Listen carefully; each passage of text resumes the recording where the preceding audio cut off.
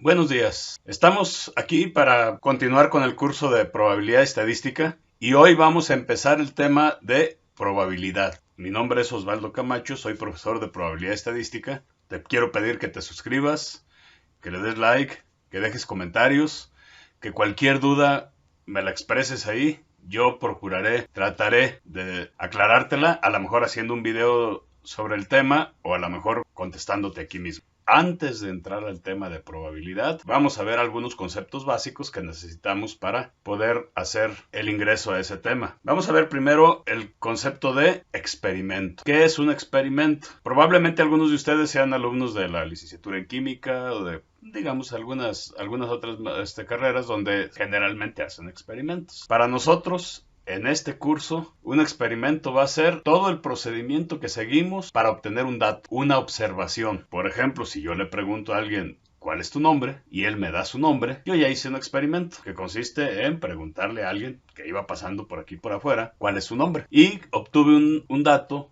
una observación, cuando ya tuve el nombre de esa persona. Ese sería un experimento. Muy simple, sí, muy simple. Pero al final de cuentas, eso es lo que podemos hacer. Claro que podemos complicarlo muchísimo más, pero ese sería un caso muy simple de un experimento. Si yo le pregunto a uno de mis alumnos cuál es tu edad, pues a lo mejor él me dice 18 años, 19 años, 20 años, cualquier edad que él tenga y ya tengo un experimento. Hay dos tipos de experimentos. Hay experimentos aleatorios, o sea, son experimentos en los que no sabemos cuál va a ser el resultado antes de hacerlo. Y experimentos determinísticos. Vamos a ver cuáles son las características, ¿no?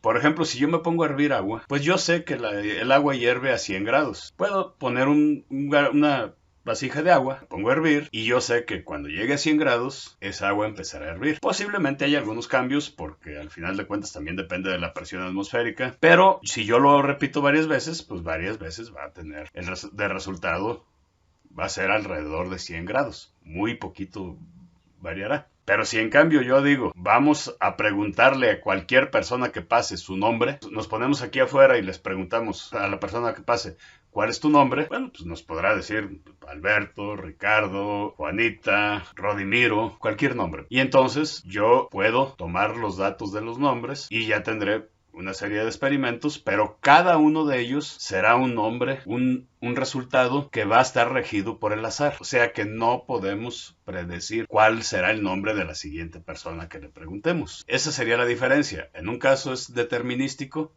en el otro es aleatorio. O sea, aleatorio es que no podemos predecir el resultado antes de que ocurra, antes de que lo hagamos. Determinístico es que podemos predecir el resultado que vamos a obtener antes de hacerlo. Los experimentos determinísticos, al final de cuentas, es muy común que los usemos en casi todas las materias. En esta nos van a interesar solamente los experimentos aleatorios. O sea, de hecho, cuando nos refiramos a un experimento, se puede entender que va a ser un experimento aleatorio. A menos de que yo lo especifique antes, que yo diga, este experimento es determinístico. Siempre que hablemos de experimentos van a ser aleatorio. Aquí vamos a entrar a otro concepto importante, básico para esto, que se llama espacio muestral. Fíjense bien, si yo le pregunto a alguien ¿cuál es tu nombre? Y él me responde 2 guajolotes y 3 gallinas. Caray, yo digo, pues ese resultado no puede ser. ¿Podrías alegar? Bueno, es que si no sabes el resultado, ¿por qué no aceptar ese? Bueno, en realidad es porque tenemos lo que se llama un espacio muestral, o sea, un conjunto cuyos elementos son los posibles resultados de ese experimento.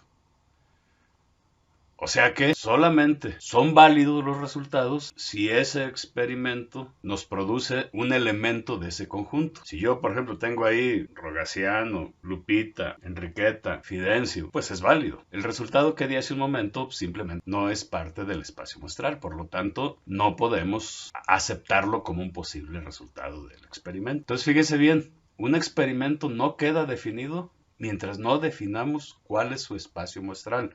Ahorita vamos a ver algunos ejemplos. Vamos a ver ejemplos de espacio muestral. Un experimento aleatorio muy simple sería lanzar una moneda. Es algo que todos hemos hecho en alguna ocasión. El resultado va a ser, bueno, pues una cara o la otra, como le llamamos aquí en México, águila o sello. Entonces simplemente van a ser esos dos resultados.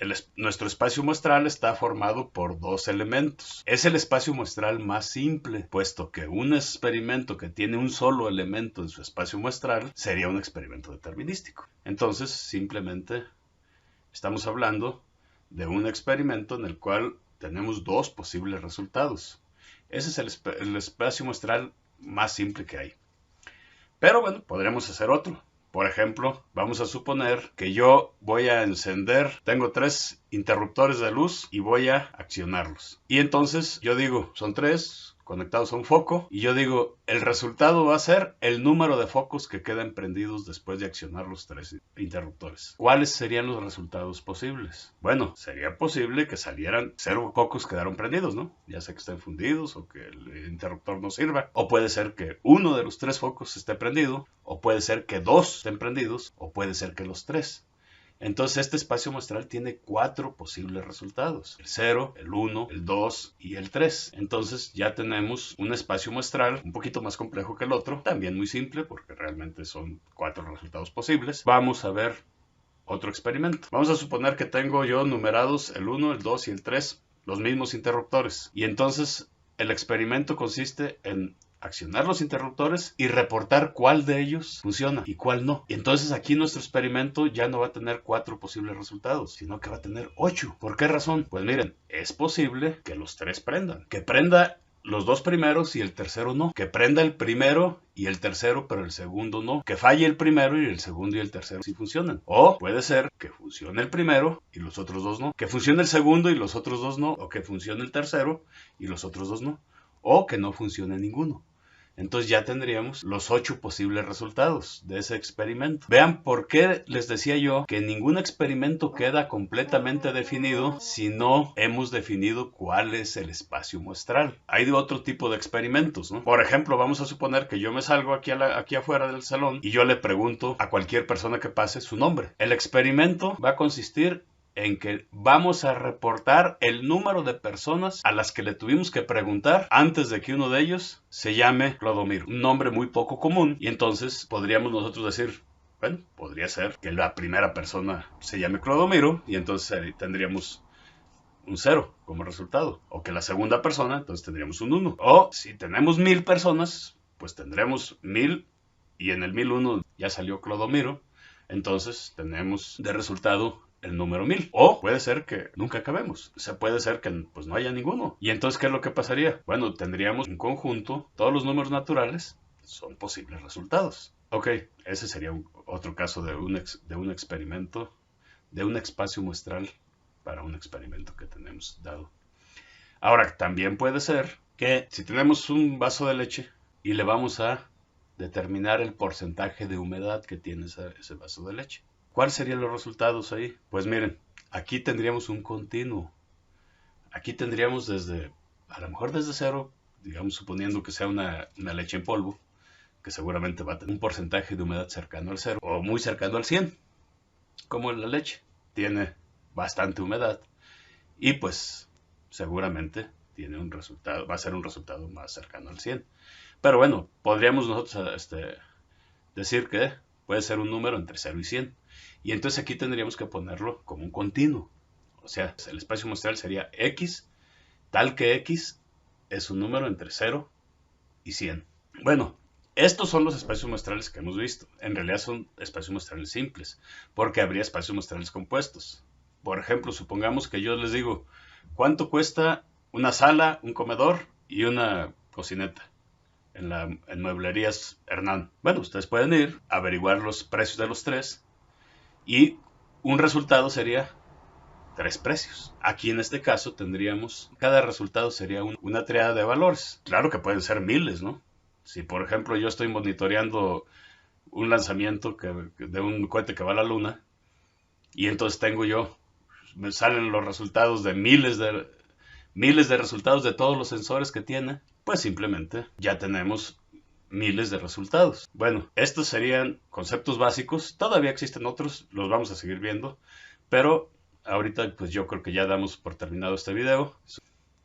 Te quiero pedir que te suscribas, que le des like, que dejes comentarios y hasta luego.